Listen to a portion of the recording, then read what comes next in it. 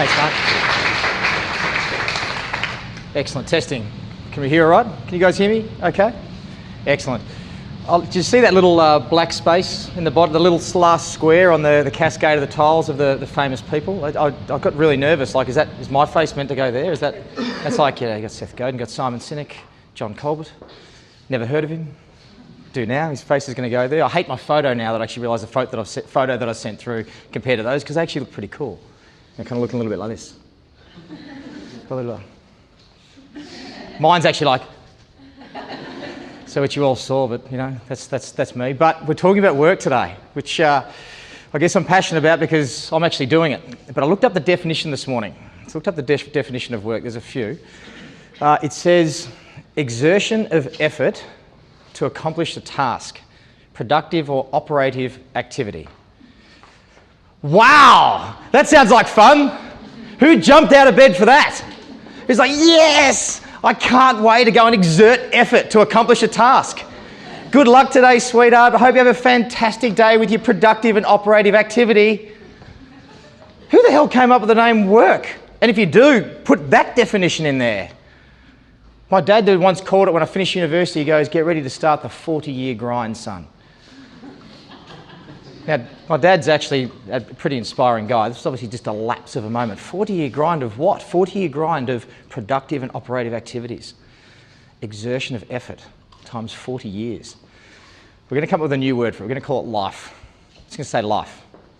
Because we're also less likely to say something like, oh, geez, I had a really just horrible day of life today. Oh my God, life is killing me right now. Oh my God, I hate my life. I need to get a new life. I need to talk to somebody about helping me find a new life. You're less likely to say that because life's good. This is just part of it. We probably feel like that a lot. I wish I could trade in parts of my life, but it's just life. That's the first thing you're going to do. You can change that word, not use work. I saw my dry cleaner this morning. There's a guy called Graham. He's in North Bondi. He's in the north end of Gould Street in Bondi Beach. He's worked in the dry cleaner for 42 years. He's literally had this business for 42 years. And he's got to close up at the end of the month. So he's retiring after 42 years. And when he's talking to all his customers and sort of handing over their last shirts, it gets a bit emotional. He literally does, because he's been doing his whole life. And I said to him, Graham, why'd you do it? Tell me why you did it. I said, apart from the obvious. He goes, John, you know what it is? He goes, there's this moment in everyone's day where you're taking away a stress. I literally, like when I hand back their shirts, I give it to you, you sort of dart in, you dart out, there's your shirts, pants. That's one less thing for them to worry about. They haven't had to worry about washing and ironing their own shirts or pants. He goes, I just love that. Plus just talking to people. Now that's a guy, he's in there at 6 o'clock every morning, sort of finishes at 6 o'clock every night in a hot, imagine a day like today, it's 40 degrees, he's in a dry cleaner. All right, hard work. But that's what he's going to miss, making that difference with everybody. And that's what I want you to start to think about. How you think of it as work, as a job, or you're actually thinking of it as something else, something special. There's a myth that goes around. The myth is, if I'm successful at work, then I'll be happy. It's like, so I've got to get the success in what I do for a living, and then the happiness will come. Okay, and I know that's true because a mate of mine sat me down 4 years ago and said, Colby, I need some help. I need you to help me get my life sorted. Okay, and I said, so how are we going to go about this? I'm going to take you for breakfast.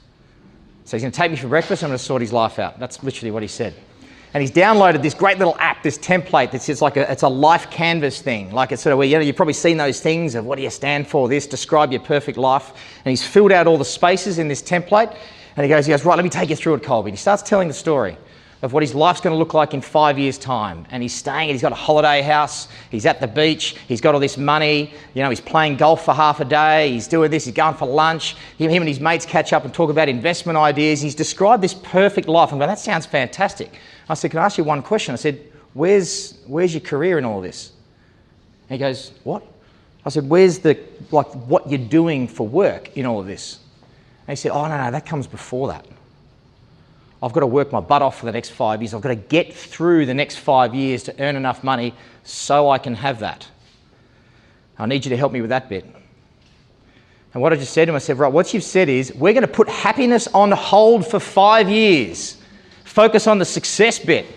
Okay, be successful at work, then the happiness comes. So that's like a prison term. It's going to lock myself in prison for 5 years and just stay focused and the happiness will come. Get through the grind. That's 1/8 of what my dad was talking about. The truth is if you're happy in your work, then you'll be successful. Every day counts. If you're happy on a day-to-day basis, guess what? You are successful. That's the other way to look at it. Since then, my mate has changed everything. He's not chasing the money. He's got a great job. He's never felt happier. He changed jobs about every 2 years. He's actually stayed in this one for 4. He's been promoted. He's now a partner in the business. Loves it. Has never felt happier, is the words that he said.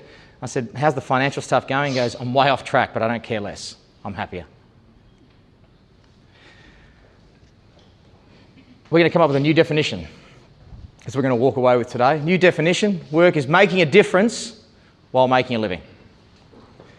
We know that we do need to work. We've got to earn. We have to pay the bills. We've got to pay for our phones. We've got to pay for cars, whatever it is. We know we've got to do that. Right? That's a given for all of us. But we've got to start to see that we're making a difference along the way. You've got to see that what you do and why you do it is important. Getting up every morning to do what I'm doing is not difficult, because hopefully I'm making a difference in your lives. That's my hope.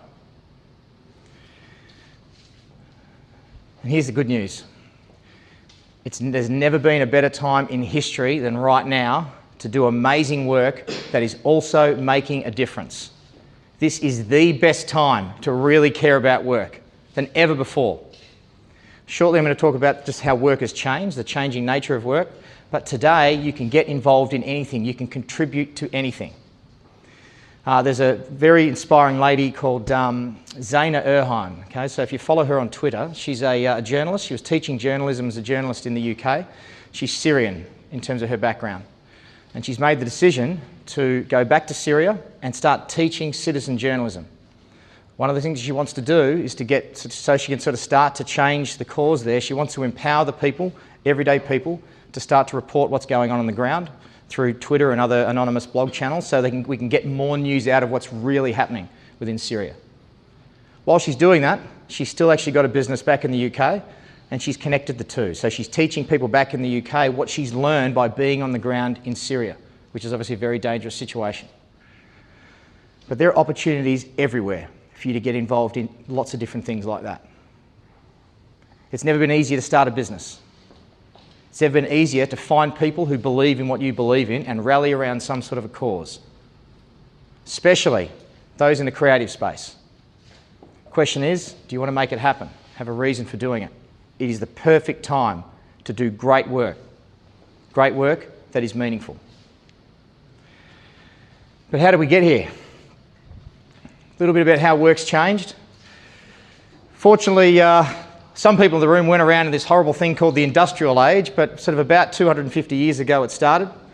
That was when we went down the path of mass production. That's when urbanisation and cities were built to the way they are now. And the role of the industrial age was to make work as basic and mechanical as possible. It was to sort of treat human beings as just these little units of labour. They almost weren't people.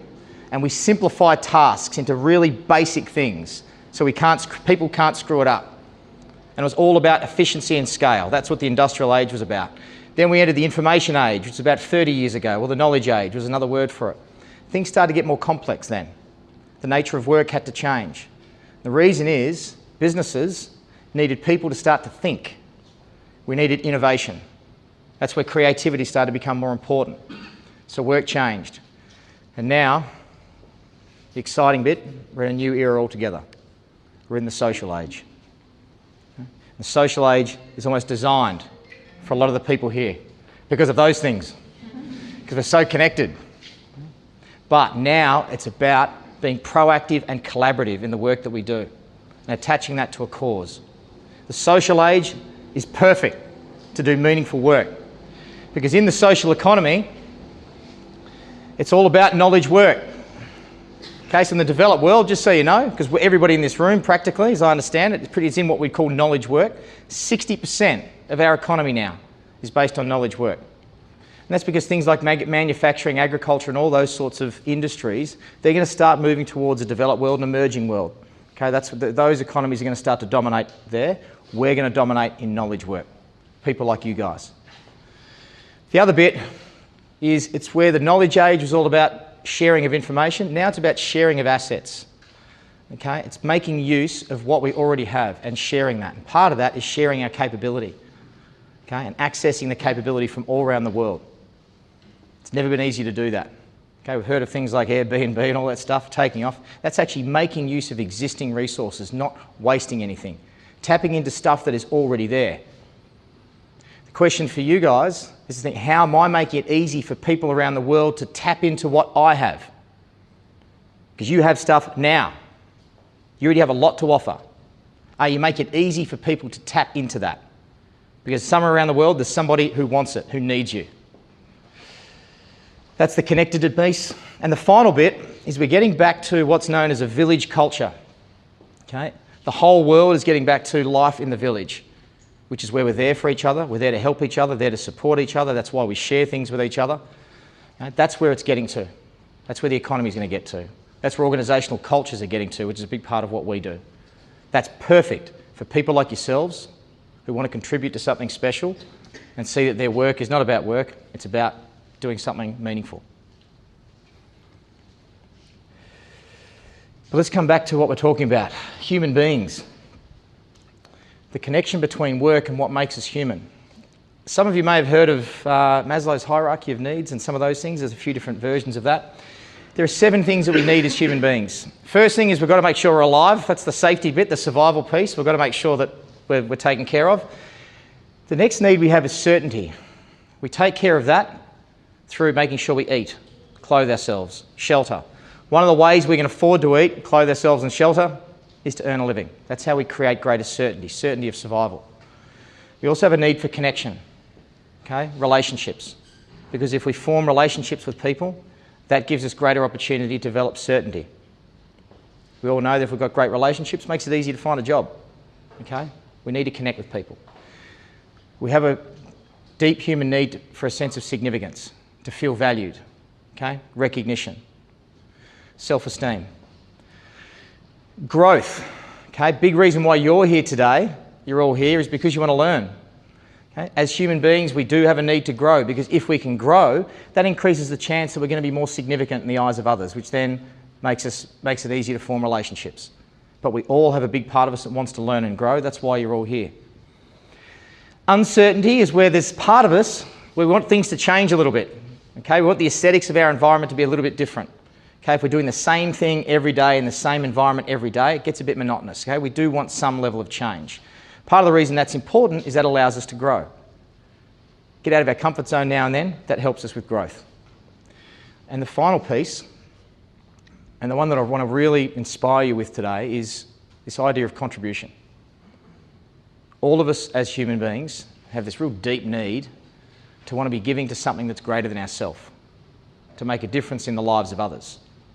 It's self-actualisation.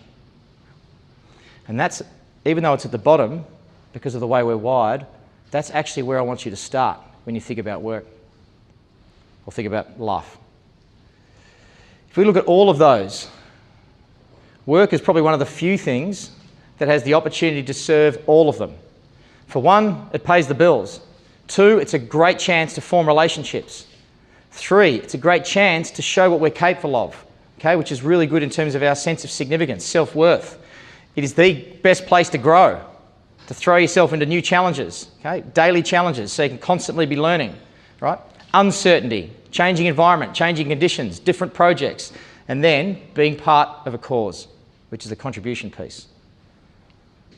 So even though it's difficult at times, and we have days we're going, geez, it's tough, just remember how important this is to all aspects of us being a human being. Work is the chance to serve every one of your needs. And here's how you're going to do it. You're going to search for meaning rather than money. Now, I suspect most people in the room would have heard of this lady's name, but I'll throw it out there anyway. Who's heard of Melanie Perkins? She's the founder of Canva. Everyone's like, oh, Canva. Yes, I know them. The enemy. She's now the second richest Australian woman under 40 in the BRW. So Canva's now in their 3rd round of funding with $223 million. Okay, it is massive. Okay, Australian based. Now she's a lady, taught graphic design at University of WA. And when she was teaching that, her and one of her friends noticed that the students, when they were trying to just do something basic like pulling yearbooks together, didn't understand a lot of the basics that they assumed they would have in terms of design skills. So created a couple of tools to help them with that, to help the students, because she wanted to actually accelerate their learning. Quickly realised these tools had broader application to the rest of the world. And the rest, as they say, is history. Now, when you read, I've read a few articles about her now, it was never about the money. It's just kind of like she's a little bit embarrassed about how big the business has got all of a sudden. How did it start? Because she was actually a teacher. She was passionate about helping people learn design, which she loved. And now she's got this amazing business.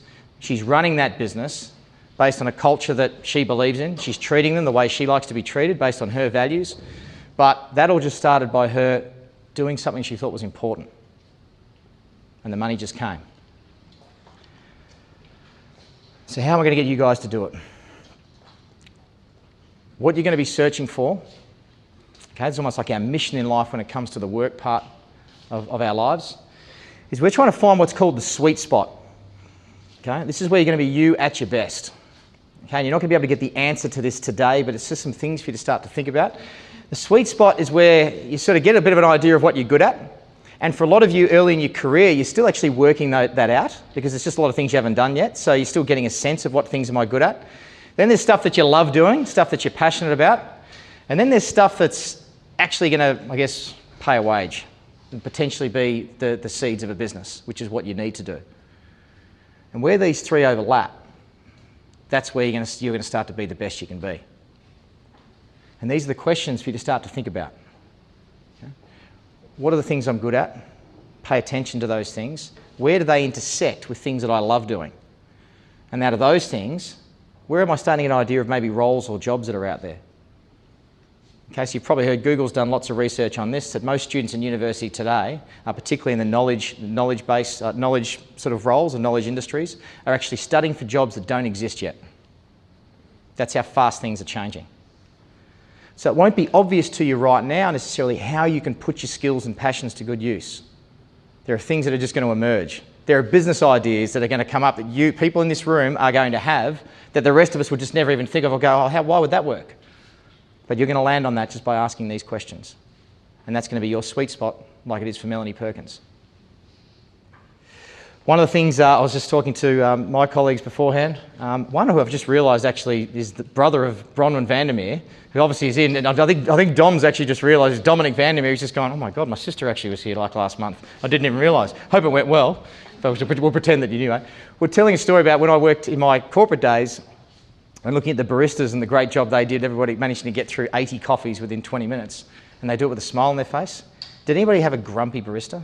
When you've gone up and said, flat white, did they go, really? Oh, skim flat white, and you go, are you serious? Skim milk? Why do you want skim? Whoever sees that from a barista? Talking to this guy once, and I said, he was flat stick, and I just said, tell me, I said, how do you feel about your job? How do you feel about your work? And he said, John, he goes, you know what? He goes, I've got the only job in the world that has a 100% chance of making customers happy. 100%. Find one person in the world that doesn't have a smile on their face when I give them their morning coffee. How good is that? He goes, how could I not be happy? And it's his own business. Now, he was actually a fitter and turner by trade. Got made redundant because his skills became obsolete. But he goes, but I'm really glad because about 3 years before I lost my job, I'd started studying, coffee, the art of coffee, brought coffee into my travels, started learning a little bit more about it, did a barista's course, and then got an apprenticeship, which then started his own business. Now, he was smart enough to do that before the work that he was doing became obsolete. But I've got a 100% chance of making my customers happy. How good is that? That's our mission. Everybody here. So the steps. First and foremost, you need to ask yourself a question, and that's what's your purpose? You need to have a purpose as a person. And that's why do you do what you do, or why do you exist? Why are you here? You don't have to create a purpose, but it makes a difference when you've got it. My personal purpose is to inspire people to be better people. As a result of that, I'm really fortunate because I've met my life mentor and business partner, a guy called Phil Allison. He's created a business called Corporate Edge.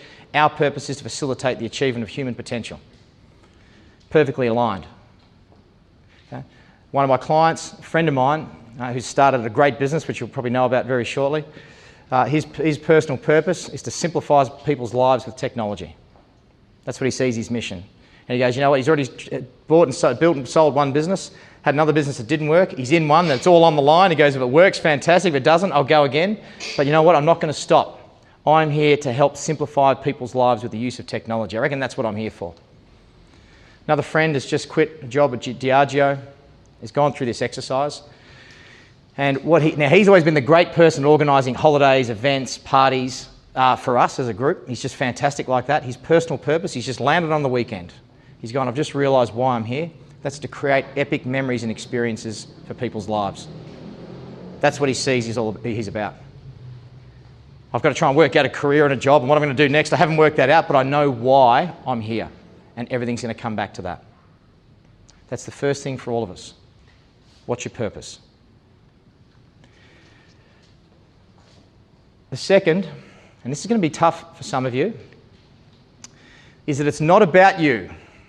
Your work and your career is not about you. So I've heard stories of, creatives may come in and they've got this big book of all the beautiful things they've designed and produced. Look at this, I was part of this campaign, or I did that, or I produced that. And what they're trying to do is express themselves, express my capability. Your work is absolutely an expression of you. But what I want to challenge you on is that it's not an expression of your capability, it's an expression of your impact.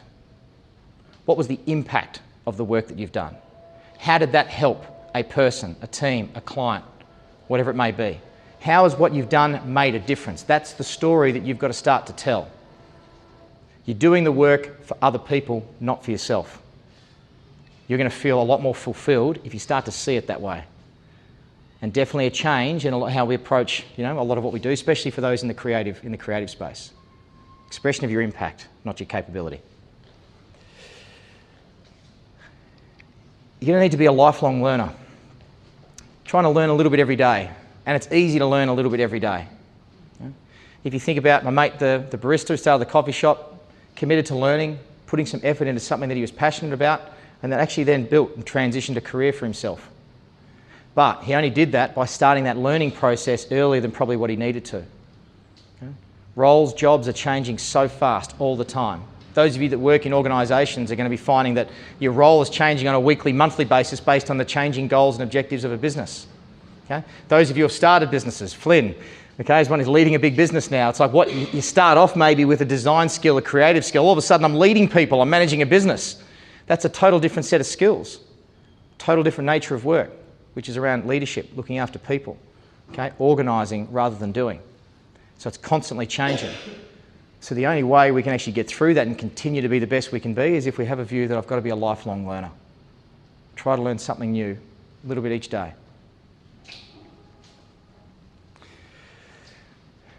And to simplify it, just make sure we focus on just one thing.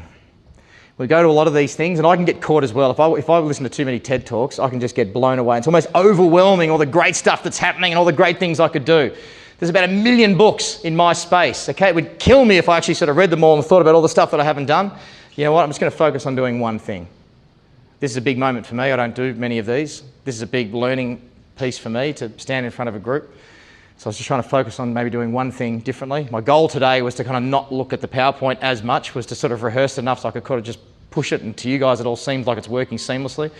But it's taking a lot of effort to kind of not go, where am I? What am I doing? What am I talking about? That's what I was trying to do today, is just to not look at that as much. But just bring it down to doing one thing. Make today count. Your whole life is only up to today. Just think about that right now. It's 9:31. 9:31 and 14 seconds. That's it. This is where your life is up to. This second. This second. Now. How much do you want to make today count in the story of your life? Focus on one thing. It's going to make you better and help you with your career and whatever it is that you want to do. Your work's going to be special, and obviously you'll have access to this. Just to summarise that, you've got a purpose, a reason why you do it, which is different from how you do it or what you do. You make it about others. You commit to learning, and just focus on doing one little thing differently every day that's going to help you change. If we can pull that off, Not saying we're all going to be Gandhi, but there will be some people in this room. But be the change you wish to see in the world is a famous quote, because for you to feel your best, okay, and for you as a person to be really proud of the life that you're building, of which your work is part of it, it's going to be through the impact that you have on others. So you've got to have an idea of why you're here, why what you do is really important, and you've got to live that every day, okay, and see that your life is about making a difference. Things like money and all that is just going to come. But be the best you can be by being the difference and the change that you want to see. Thank you.